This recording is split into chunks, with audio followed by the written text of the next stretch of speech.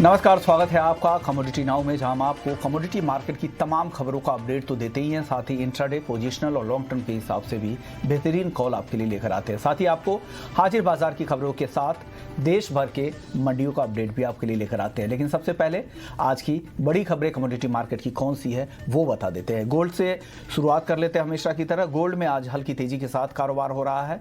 जिस तरह से यूक्रेन और रूस को लेकर जिस तरह से संकट बना हुआ है, अनिश्चितता का माहौल है, ऐसे में गोल्ड और सिल्वर एक डिसाइसिव मूव यहां पर नहीं ले पा रहा है। चांदी एक रेंज में ही कारोबार कर रही है। क्रूड की बात करें तो यहां पर भी उतार चढ़ाव जारी है। शुरुआती कारोबार में 2.5% नीचे ब्रेंट क्रूड कारोबार कर रहा था, अब 1.5% नीचे है, $94 के नीचे।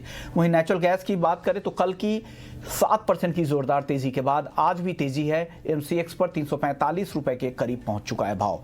कॉपर की बात करें तो कम इन्वेंट्री और सप्लाई की दिक्कतों से यहां पर सपोर्ट मिल रहा है। जिंक रूस यूक्रेन विवाद से एक्सपोर्ट को लेकर यहां पर चिंता है। वहीं निकेल आज कीमतों पर दबाव है, करीब आधे से चौथाई से आधे % तक की यहां पर कमजोरी दिख रही है। एल्युमिनियम में भी हल्की तेजी के साथ ही कारोबार हो रहा है। वहीं कुछ अब एग्री मार्केट की अगर बात करें तो मेंथा जहां पर आज आधे % तक की कमजोरी दिख रही है। वही कॉटन लगातार दूसरे दिन कीमतों पर दबाव दिख रहा है, कल भी यहां पर कमजोरी ही दिख रही थी। हल्दी की बात करें तो यील्ड कम रहने की संभावना है, उससे यहां पर कीमतों को सपोर्ट मिल रहा है और आज के सत्र में 9,900 रुपए के आसपास NCDX पर हल्दी का वायदा ट्रेड कर रहा है। जीरा टैरिफ लागत से एक्सपोर्ट पर असर दिख सकता है। हालांकि जिस तरह के डिमांड सिनेरियो पूरा डोमेस्टिक और इंटरनेशनल मार्केट में है, उससे यहाँ पर सपोर्ट मिल रहा है और इस बार उत्पादन भी कम रहने की संभावना है।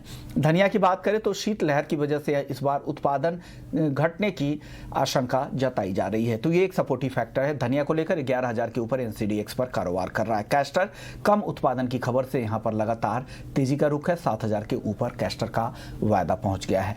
तो ये कुछ बड़ी खबरें जिन पर आपको आज दिन भर नजर रखनी चाहिए ताकि आप अपना ट्रेड सेटअप बना सके। चलिए आगे बढ़ते हैं और बात कर लेते हैं गोल्ड और सिल्वर पे नजर डाल ले तो आज एक रेंज में ही कारोबार कर रहा है। सुगंधा सचदेव रेलिगर ब्रोकिंग से और भाविक पटेल हैं ट्रेडबुल सिक्योरिटी से। सुगंधा जी, आपको क्या लग रहा है, गोल्ड सिल्वर एक रेंज ही समझ सकते हैं? हालांकि गोल्ड में तेजी है, चांदी हल्की कमजोरी दिखा रहे हैं, आज क्या करना चाहिए क्योंकि बाजार में असमंजस की स्थिति है फिलहाल? मॉर्निंग मिशमोन, मुझे लगता है अभी भी गोल्ड में बाइंग का ही मोमेंटम कंटिन्यू रहेगा। 3 मेजर फैक्टर्स हैं जो गोल्ड को भी यहाँ पे सपोर्ट कर रहे हैं। द फर्स्ट मेजर फैक्टर जो अभी रशिया और यूक्रेन की टेंशन चल रही है, even though earlier this week ये टेंशन कुछ हद तक कम हो गई थी, ईज ऑफ हो गई थी और उसी वजह से हमने गोल्ड में हायर लेवल से कुछ प्रेशर आते हुए दिखा था। बट वापस से Russia is building troops around the Ukraine border, so ये अनसर्टेनिटी अभी भी बनी हुई है और इसी वजह से मुझे लगता है गोल्ड की सेफ हेवन डिमांड काफी हद तक इंटैक्ट रहेगी अभी नियर टर्म में।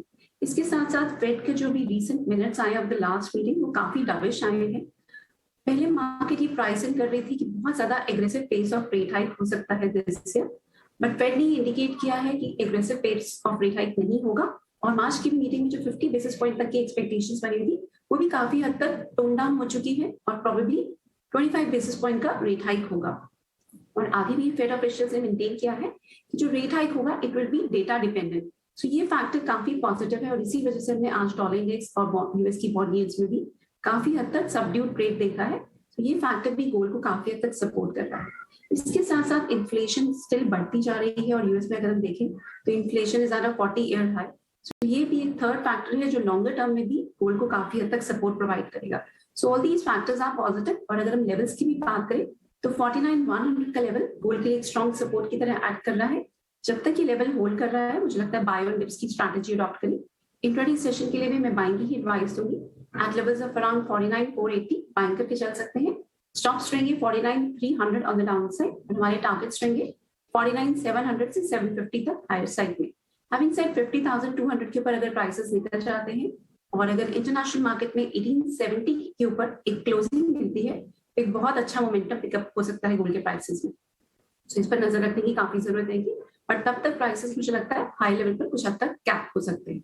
इसके साथ साथ सिल्वर की बात करूं तो मुझे लगता है सिल्वर में भी पॉजिटिव बायस बना हुआ है। इनफैक्ट लास्ट वीक भी मैंने यही मेंटेन किया था कि जब तक 60,000 का लेवल होल्ड कर रहा है सिल्वर में बाय ऑन डिप्स की ही स्ट्रैटेजी अडॉप्ट करें। सिल्वर में भी हमने अच्छे गेन्स आते हुए देखे हैं रिसेंट डेज और अभी भी मुझे लगता है अगर कुछ टिप्स मिलते हैं towards level of around 62,800 buying कर सकते हैं। स्टॉप्स रहेंगे 62,000 और हमारे टारगेट्स रहेंगे 63,700 ऑन द हायर साइड। 53,700 तक चांदी जा सकती है और 50,000 इंट्राडे के लिए टारगेट है गोल्ड। और लेकिन गोल्ड अगर 50,200 के ऊपर निकलता है तो एक बड़ी तेजी भी आगे मुमकिन दिख रही है। चलिए भाविक 49,800 के लेवल पे एमसीएक्स गोल्ड अभी ट्रेड कर रहा है, इन स्तरों पर आप क्या सलाह देंगे? गुड मॉर्निंग विश्व मोहन जी। मुझे भी लग रहा है कि एटलीस्ट गोल्ड को बाय ऑन डिप्स की स्ट्रेटेजी रखनी चाहिए, क्योंकि जो दो मेन फैक्टर्स है जिसकी वजह से हमने रीसेंट रैली देखी थी वो अभी भी वही सेम है। एक तो जियोपॉलिटिकल टेंशन और दूसरा अगर देखें तो इन्फ्लेशन। और जियोपॉलिटिकल टेंशन में काफ़ी कॉन्फ्लिक्टिंग न्यूज़ भी आ रही है कि जहाँ पे यूक्रेन बोल रहा है कि वहाँ पे उन्होंने शेलिंग की और रशिया बोल रहा है कि उन लोगों ने डिफेंस अभी थोड़ा पीछे कर दिया है। बट ऑल एंड ऑल मुझे लग रहा है कि हम आगे जाके भी आई थिंक गोल्ड को पॉजिटिव ही देख सकते हैं, क्योंकि थोड़ा जो डोविश एफओएमसी की मिनट्स आई थी उसकी वजह से थोड़ा टेलविन ज़रूर से मिलेगा। तो अप्रैल कॉन्ट्रैक्ट जो है आई थिंक 49,600 के करीब आता है, तो वहाँ से लॉन्ग कर सकते हैं 50,000 के टारगेट के लिए, और स्टॉप लॉस रख सकते हैं 49,400 का। ये भी है भाविक जी का भी गोल्ड को लेकर। चलिए अब एक खबर का रुख कर लेते हैं, बेस मेटल्स से रिलेटेड ये खबर है कि घरेलू रिफाइनर्स को भी अब बेस मेटल्स में डिलीवरी की इजाज़त मिल सकती है। और इस पर बात करने के लिए हमारे साथ रश्मि निहलानी जी है, वाइस प्रेसिडेंट है एमसीएक्स की। मैम स्वागत है आपका ईटी नाउ स्वदेश पर। सर मैम, पहला सवाल आपसे यही होगा कि किस मेटल्स की डिलीवरी जो अब डोमेस्टिक रिफाइनर्स कर पाएंगे, किस मेटल्स के साथ अब शुरुआत यहाँ पर एमसीएक्स की तरफ से हो रही है? तो एमसीएक्स पे जो शुरुआत हो रही है वो लेड से हो रही है।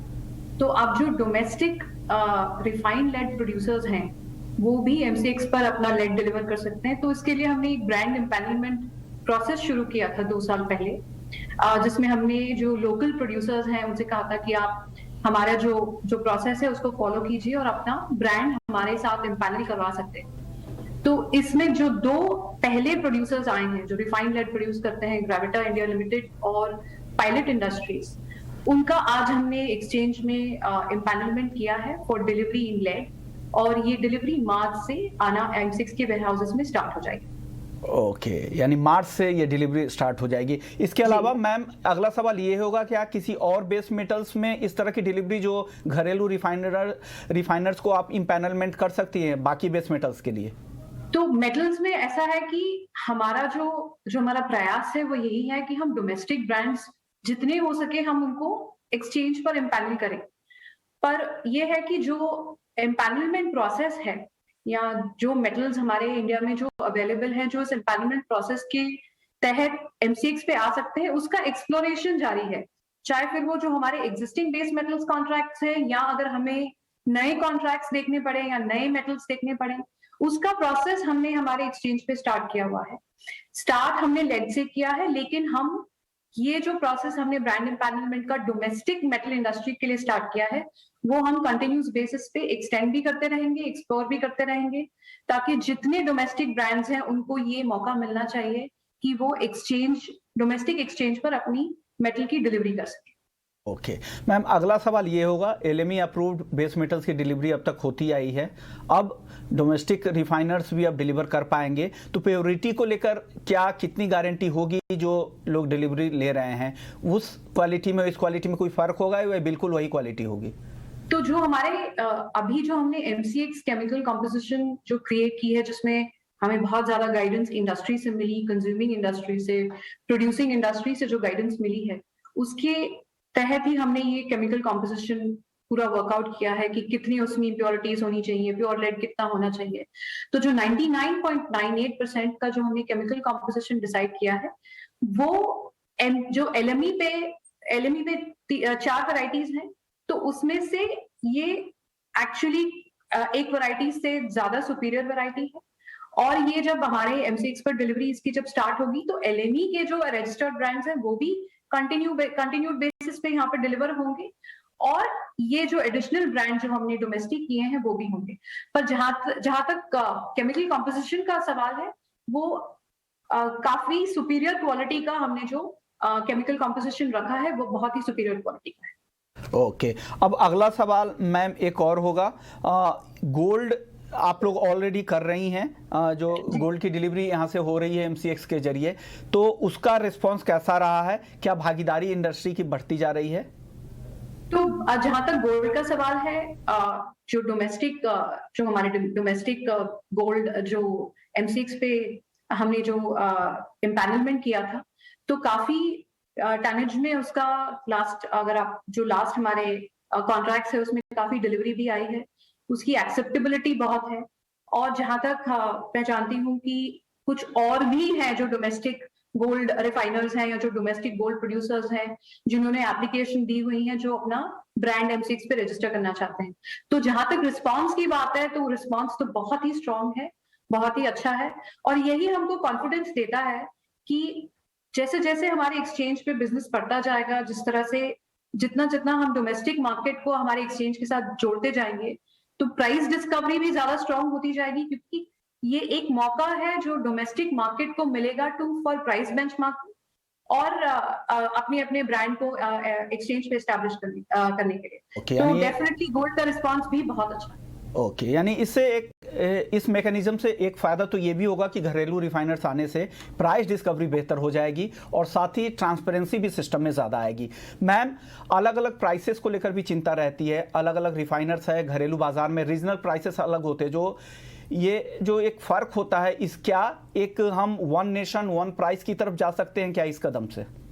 तो जितने ब्रांड्स एमसीएक्स पे अपने आप को एस्टैब्लिश करते जाएंगे, जितना जितना मेटल आता जाएगा, अल्टीमेटली अगर आज आप देखें तो हमने हमारा जो वेयरहाउस फुटप्रिंट है, जो हमारे वेयरहाउसेस हैं, हमने ग्रेजुअली काफी बाकी बेस मेटल्स में भी, लेड में भी हमने काफी जगह स्प्रेड कर ली है। साउथ में, रायपुर में है, नॉर्थ में है, हमने इस तरह से अपने वेयरहाउसेस स्टार्ट कर लिए हैं ताकि हर कंज्यूमिंग इंडस्ट्री को ये मौका मिल सके कि वो वेयरहाउस से डिलीवरी ले सके, प्रोड्यूसिंग इंडस्ट्री को ये मौका मिल सके कि वो डिलीवरी दे सके, ताकि जो ये डिफरेंशियल प्राइसिंग आती है अक्रॉस इंडिया वो खत्म होके एक सिंगल प्राइस बेंचमार्क बन जाए। तो जो हमारा एक्सचेंज का जो अल्टीमेट एफर्ट है, या जो हमारा जो हम अल्टीमेटली चाहते हैं, वो वन इंडिया वन प्राइस की तरफ जाने का ही एक स्टेप फॉरवर्ड है। ओके, शुक्रिया रश्मि जी, आपने वक्त निकाला ईटी नाउ स्वदेश के लिए और तमाम पहलुओं को बताया। और आने वाले समय में कई सारे ऐसे रिफाइनर्स जो अलग अलग बेस मेटल्स को डिलीवरी कर पाएंगे, ऐसे भी इम्पैनलमेंट की तैयारी एक्सचेंज की तरफ से हो रही है। चलिए, इस पर बात करने के लिए हमारे साथ एक और मेहमान है और वो रिफाइनर हैं, विजय पारिक जी हैं, जो एग्जीक्यूटिव डायरेक्टर है ग्रेविटा इंडिया को। एमसीएक्स की तरफ से इन्हें मंजूरी मिली है लेड की डिलीवरी के लिए। सर, क्या तैयारी आप लोगों की तरफ से है और किस मानक, किस स्टैंडर्ड से आप लोगों को गुजरना पड़ा है इस डिलीवरी को पूरा करने के लिए? ग्रेविटा इंडिया पहले से ही पिछले 25 ईयर से लेड रिसाइकलिंग के मार्केट में है और हमने एमसीएक्स के साथ में जो अप्रूवल का जो एसोसिएशन जो था वो हमने 2 साल पहले इनिशिएट किया था। तो इसने पूरा एमसीएक्स ने हमारा पूरा असेसमेंट किया है। उन्होंने हमारे जो मटेरियल हम एमसीएक्स के ऊपर जो डिलीवरी करने वाले हैं उसकी उन्होंने पूरी चेकिंग की है, हमारे प्रोसेस को वैलिडेट किया है एंड उन्होंने 2 ऑडिटर्स भी लगाए थे जो टेक्निकल ऑडिट की उन्होंने हमारे प्लांटों की और हमारे प्रोडक्ट की, और उसी पूरे प्रोसेस के बाद भी ही एमसीएक्स ने हमारे को अप्रूवल दिया है। तो सर, आप लोग सिर्फ लेड की ही रिफाइनिंग करते हैं कि बाकी बेस मेटल्स की भी रिफाइनिंग करते हैं? नहीं, Gravita India is basically waste management company, जहाँ पर की एल्यूमिनियम, लेड, प्लास्टिक, टायर, इन सभी की रिसाइकलिंग करते हैं। और उसके अलावा हमारे 14 कंट्रीज में रिसाइकलिंग प्लांट्स हैं। इंडिया के अंदर हमारे 5 प्लांट हैं, उसके अलावा अफ्रीका और श्रीलंका और श्रीलंका में भी हमारे रिसाइकलिंग के प्लांट्स हैं। तो अभी जो हमारे को एमसीएक्स से जो अप्रूवल मिला है वो इंडिया के प्लांट के लिए मिला है। ओके, शुक्रिया विजय पारिक जी, आपने वक्त निकाला ईटी नाउ स्वदेश के लिए और डिटेल्स बताए कि आप लोग अब इम्पैनलमेंट किए गए हैं एमसीएक्स की तरफ से और लेड की डिलीवरी आप लोगों की तरफ से की जाएगी। पारिक साहब, एक सवाल रह गया था, ये डिलीवरी सेंटर्स कहाँ होंगे और कहाँ से आप लोग इसे डिलीवर करेंगे, किस सेंटर्स के जरिए? अभी जो डिलीवरी सेंटर्स है इंडिया में है, बॉम्बे में थाने के पास में है, चेन्नई में है और एनसीआर में पलवल में है और कलकत्ता में 4 सेंटर्स हैं जो कि ले सकते हैं। अभी हम जो डिलीवरी शुरू करेंगे वो साउथ के पास शुरू करेंगे हमारे चित्तौड़ के प्लांट से, और उसके अलावा जो आने वाले टाइम में हम जयपुर से भी डिलीवरी देने के। ओके। शुक्रिया पारिक जी, आपने वक्त निकाला ईटी नाउ स्वदेश के लिए और तमाम डिटेल्स आपने हमारे साथ शेयर की। चलिए आगे बढ़ते हैं और वायदा बाजार की ही बात कर लेते हैं, लेकिन एक और खबर आपको बता दूं कि क्रूड और नेचुरल गैस के ऑप्शंस में रिकॉर्ड वॉल्यूम देखने को मिला है। 15 फरवरी के जो ये आंकड़े एमसीएक्स की तरफ से आए थे उसमें 33,519 करोड़ का वॉल्यूम क्रूड के ऑप्शन में और 1,000 करोड़ से ज्यादा का वॉल्यूम नेचुरल गैस के ऑप्शंस में देखने को मिला है। सुगंधा जी, क्या लग रहा है नेचुरल गैस और क्रूड के ऑप्शंस को क्या शानदार रिस्पांस मिल रहा है और किस तरह के वॉल्यूम आप देख रही है? क्या लिक्विडिटी काफी बेहतर है अलग अलग स्ट्राइक प्राइसेस पर? यस विश्वमोहन, इनफैक्ट काफी ज्यादा अगर हम देखें तो क्रूड ऑयल के ऑप्शन में काफी ज्यादा इंटरेस्ट बना हुआ है रादर देन अगर हम फ्यूचर्स की बात करें तो मुझे लगता है अभी ऑप्शंस की तरफ रुझान बहुत ज्यादा हो गया है बिकॉज वॉलेटिलिटी काफी ज्यादा हाई है और जिस तरीके से क्रूड ऑयल की प्राइसेस की मूवमेंट है मुझे लगता है आने वाले टाइम में भी वॉल्यूम्स और ज्यादा बढ़ सकती हैं। We at Religare also give lot of option calls और बहुत सारी ऑप्शन स्ट्रैटेजीज में हम लोग भी अपने क्लाइंट्स को कॉल्स एडवाइस करते रहते हैं बिकॉज इसमें रिस्क जो रहता है वो काफी लिमिटेड रहता है। आपका जो प्रीमियम आप पे कर रहे हैं वो बहुत कम अमाउंट रहता है एज कम्पेयर टू फ्यूचर्स और आपके पास बहुत सारे डिफरेंट स्ट्राइक प्राइसेस हैं जिसमें आप प्ले आउट कर सकते हैं, डिफरेंट स्ट्रैटेजीज बना सकते हैं rather than a single benchmark price जो फ्यूचर्स में रिफ्लेक्ट होता है। आपके पास बहुत सारे ऑलमोस्ट 30 to 32 आपके पास स्ट्राइक प्राइसेस हैं जिसमें आप प्ले आउट कर सकते हैं। सिमिलरली नेचुरल गैस में भी बहुत अच्छे वॉल्यूम्स ऑलरेडी पिकअप हो रहे हैं। ये प्रोडक्ट जनवरी में लॉन्च हुआ था और अभी वॉल्यूम्स काफी अच्छे पिकअप कर रहे हैं with the kind of volatility that we are witnessing in prices. मुझे लगता है आने वाले टाइम में ये प्रोडक्ट में भी और वॉल्यूम्स काफी ज्यादा बढ़ सकते हैं।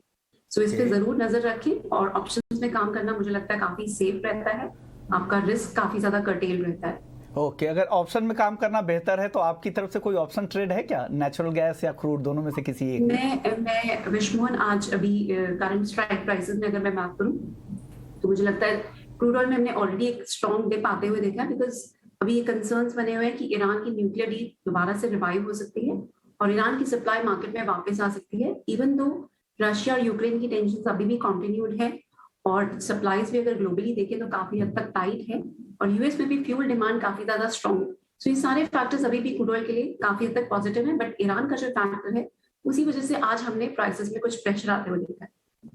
सो एज अ कॉन्ट्रेरियन बेट मुझे लगता है यहाँ से 6900 की कॉल ऑप्शन बाय की जा सकती है बिकॉज अभी अगर हम प्राइसेस की फ्यूचर प्राइसेस की बात करें तो 6850 पे प्राइसेस एक अच्छा सपोर्ट ले रहे हैं even though this is a contrarian trade. इसी वजह से ऑप्शन में बाय करना काफी सेफ रहेगा।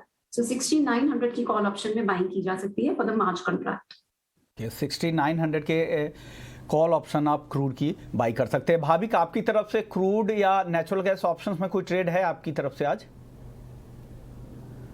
जी, मैं भी सुनंदा जी से वाकिफ हूँ। I think I would consider 70 मार्च का जो 7000 का कॉल है जो अराउंड 270 चल रहा है, तो क्योंकि हमने अच्छी खासी डिप देखी है क्रूड ऑयल में तो थोड़ा बहुत आई थिंक टेक्निकल बाउंस भी जरूर से देख सकते हैं। तो 270 भी चल रहा है तो 245 के स्टॉप लॉस से बाय कर सकते हैं और टारगेट इंट्राडे रख सकते हैं 310 का। सो 7000 की कॉल जो 17 मार्च का है क्रूड ऑयल में वो मैं रिकमेंड करूंगा। सुगंधा जी, 307 रुपए के आसपास 6900 के स्ट्राइक की कॉल के जो प्राइस है और 266 है 7000 के स्ट्राइक के जो कॉल ऑप्शन है, तो यहाँ पर 245 के स्टॉप लॉस के साथ भाविक सलाह दे रहे हैं कि 7000 के कॉल ऑप्शन खरीद सकते हैं। सुगंधा जी को भी लगता है कि यहाँ पर कॉल ऑप्शन खरीदना चाहिए, रिस्क भी आपका कम रहेगा और प्रॉफिट की भी गुंजाइश ज़्यादा रहेगी। चलिए आगे बढ़ते हैं और बेस मेटल्स की बात कर लेते हैं। सुगंधा जी, मेटल में कोई ट्रेड आज के लिए? मेटल में अगर मैं ट्रेड की बात करूं तो मुझे लगता है जिंक में बाइंग की जा सकती है। आज अगर हमने देखे तो डॉलर इंडेक्स में स्लाइडली सबड्यूड ट्रेड आते हुए देखा है और जो फेड की डाविश कमेंट्स आए हैं वो भी काफी हद तक जिंक के प्राइसेस को सपोर्ट कर सकते हैं। हमने हाई लेवल से ऑलरेडी करेक्शन आते हुए देखी है but 295 is acting as a very strong support area for zinc prices. So मैं 297 के लेवल पर बाइंग की एडवाइस दूंगी। इंट्राडे स्टॉप लॉसेस रहेंगे 295.50, हाई साइड में हमारे टारगेट्स रहेंगे 300.50। इसके साथ साथ एल्यूमिनियम में भी बाइंग की जा सकती है। एल्यूमिनियम के भी अगर हम देखें तो प्राइसेस में कुछ करेक्शन देखने को मिली from the recent highs, but prices वापस से मोमेंटम पिक कर रहे हैं और सप्लाईज को लेके अभी भी कंसर्न्स बने हुए हैं। चाइना, यूरोप में काफी ज्यादा स्मेल्टर शटडाउन्स हो रहे हैं, तो ये फैक्टर भी सपोर्टिव रहेगा एल्यूमिनियम के प्राइसेस के लिए। और अगर रशिया पे कुछ सैंक्शंस लगते हैं तो ये फैक्टर भी एल्यूमिनियम के प्राइसेस के लिए स्पेशली काफी सपोर्टिव रहेगा। इसका इम्पैक्ट हमने ऑलरेडी काफी ज्यादा प्राइसेस पे आते हुए देखा है बट स्टिल अभी मुझे लगता है प्राइसेस 263 से 265 तक के लेवल्स को आने वाले दिनों में टारगेट कर सकते हैं। सो इंट्राडे पर्सपेक्टिव से 258.5 पे बाइंग कर सकते हैं। स्टॉप्स रहेंगे 257 और हमारे टारगेट्स रहेंगे 261 on the higher side. Okay, zinc और एल्युमिनियम दो टॉप ट्रेड है सुगंधा जी की तरफ से। 300 रुपये 50 पैसे का टारगेट है जिंक के लिए और एल्युमिनियम का टारगेट है 261 का। दो कॉल है। भाविक, आपकी तरफ से टॉप ट्रेड बेस मेटल्स में? मेरी तरफ से दो ड्रॉप ट्रेड होंगे, एक एल्यूमिनियम और कॉपर के, जहाँ पे हमने देखा कि एल्यूमिनियम में बहुत सप्लाई कंस्ट्रेंट्स है, तो फंडामेंटल बहुत स्ट्रांग है। तो फेब्रुअरी कॉन्ट्रैक्ट अराउंड 258.30 पे मैं लॉन्ग के रिकमेंडेशन करूंगा इंट्राडे 260 के टारगेट के लिए, और स्टॉप लॉस रहेगा 256.50 का। और कॉपर की बात करें तो कॉपर में फेब्रुअरी कॉन्ट्रैक्ट अराउंड 765 पे मैं लॉन्ग की रिकमेंडेशन करूंगा 771 के टारगेट के लिए, और स्टॉप लॉस रहेगा 761 का। हालांकि एल्युमिनियम दोनों ही जानकारों की, दोनों को लगता है कि आज तेजी आ सकती है और रेंज भी बिल्कुल, टारगेट भी आसपास ही है दोनों ही एक्सपर्ट्स का। और कॉपर एक और कॉल, नई कॉल आई है भाभी की तरफ से, 765 पे खरीदे 771 के टारगेट के लिए, 761 का स्टॉप लॉस यहाँ पर लगा ले। सुगंधा जी, अब आखिरी सवाल आपसे करेंसी मार्केट को लेकर, क्या लग रहा है यहाँ पर? विश्वमोहन 74.80 रुपी के लिए एक बहुत स्ट्रॉन्ग हर्डल है। हमने पिछले दो सेशंस में स्ट्रॉन्ग गेन्स आते हुए देखे इंडियन रुपी में, और बिकॉज ये जो रशिया और यूक्रेन की टेंशन थी, इसमें कुछ हद तक डी एस्केलेशन आते हुए देखा, इसी वजह से डॉलर इंडेक्स में भी कुछ स्लाइड देखने को मिली। So this factor has been supportive for the Indian rupee in the recent days. But अभी मुझे लगता है 74.80 mark in the spot market एक बहुत स्ट्रॉन्ग हर्डल रहेगा इंडियन रुपी के लिए। सो जब तक ये ब्रेक नहीं हो जाता, फर्दर अपसाइड देखने को नहीं मिलेगी। सो यहाँ से मुझे लगता है यूएसडी आईएनआर में कुछ रिवर्सल देखने को मिल सकता है ऑन द हायर साइड। सो मैं यूएसडी आईएनआर पेयर को 75 के लेवल्स पर बाइंग की एडवाइस दूंगी। स्टॉप्स रहेंगे 74.77 और हाई साइड में हमारे टारगेट्स रहेंगे 75.40 in coming days. Currency market को लेकर शुक्रिया सुगंधा जी आपका, भाविक आपका, आप दोनों ने वक्त निकाला और बेहतरीन ट्रेडिंग कॉल्स दिए। तो कमोडिटी नाउ में फिलहाल इतना ही, लेकिन आप बने रहिए ईटी नाउ।